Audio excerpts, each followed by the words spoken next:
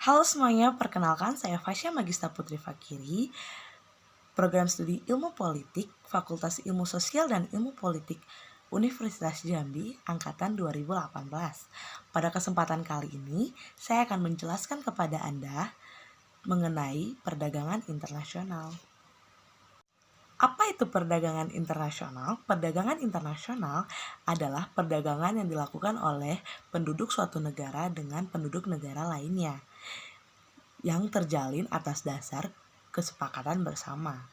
Penduduk di sini dapat berupa perorangan, yaitu individu dengan individu, maupun individu dengan pemerintah secara langsung, ataupun pemerintah dengan pemerintah dari negara lainnya.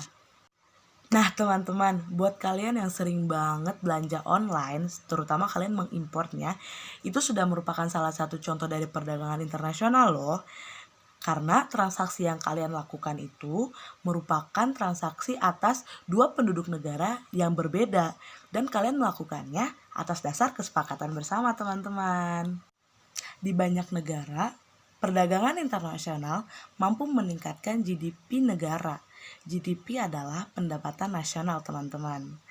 Perdagangan internasional juga turut mendorong industrialisasi suatu negara, kemajuan dari transportasi, globalisasi, serta mampu menghadirkan perusahaan multinasional teman-teman.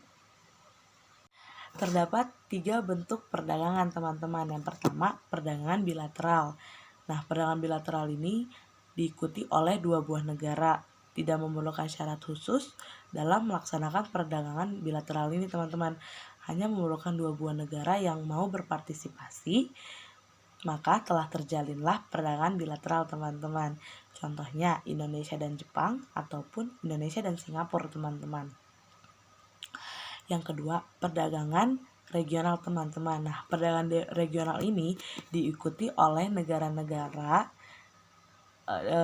kawasan geografis tertentu teman-teman. Pada umumnya yang mengikuti atau yang berpartisipasi dalam perdagangan regional ini merupakan negara-negara yang berdekatan serta memiliki geografis yang serupa teman-teman. Contohnya seperti ASEAN dan Uni Eropa. Dan yang ketiga teman-teman ialah perdagangan multilateral. Nah, perdagangan multilateral ini kita sudah tahu ya, dari katanya aja multi yang berarti banyak, lebih dari 2. Jadi perdagangan multilateral itu merupakan perdagangan yang diikuti lebih dari 2 buah negara teman-teman. 3, 4, 5, 6 atau 10 juga bisa teman-teman, karena dia multilateral. Contohnya seperti PBB teman-teman. Tujuan perdagangan internasional yang keempat ialah mendapatkan keuntungan. Nah, dalam pendapatan keuntungan ini kita dapat melihatnya dari 2 sisi teman-teman. Sisi yang pertama adalah sisi internal. Nah, sisi internal ini ialah keuntungan yang dimiliki oleh si perusahaan atau negara itu sendiri teman-teman. Sedangkan kalau sisi eksternal, kita melihat dari keuntungan spesialisasinya teman-teman. Dan tujuan perdagangan internasional yang terakhir atau yang kelima ialah transfer teknologi modern.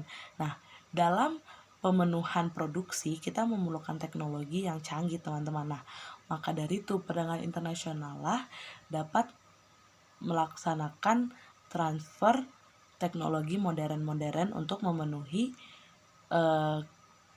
produksi kita teman-teman. Beberapa faktor pendorong terjadinya perdagangan internasional teman-teman. Yang pertama itu karena sumber daya alam teman-teman. Contohnya saja Indonesia. Indonesia sangat kaya akan rempah-rempahnya teman-teman. Nah, rempah-rempah itu sangat diperlukan juga oleh orang-orang Eropa karena letak geografisnya yang tidak cukup baik, maka orang-orang Eropa melaksanakan perdagangan internasional dengan Indonesia untuk mendapatkan rempah-rempah yang dibutuhkan mereka teman-teman. Terus memperluas pasar dan menambah keuntungan juga menjadi salah satu faktor pendorong terjadinya perdagangan internasional.